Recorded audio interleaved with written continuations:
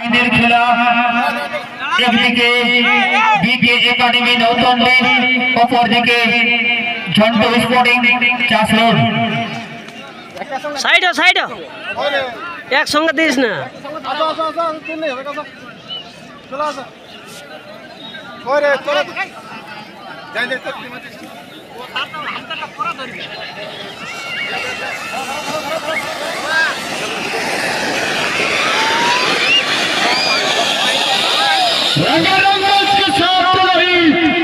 शक्तिशाली team win कर रही है टीआरएस के सुपर ग्राउंड में।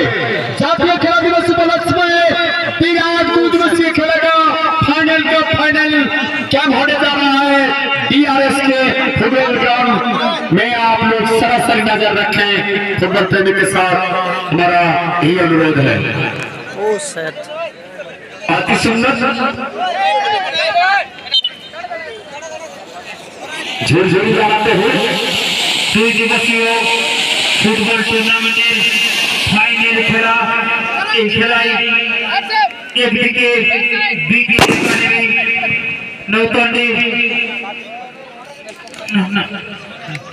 অপরদিকে ঝন্টু স্পোর্টিং চাষরোড।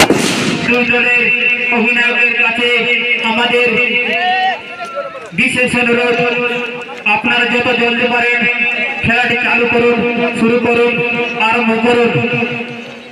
সময়ের বড় অভাব, তাই আপনাদের কাছে কাতর অনুরোধ, আপনারা যত জলদি পারেন খেলাটা চালু করুন।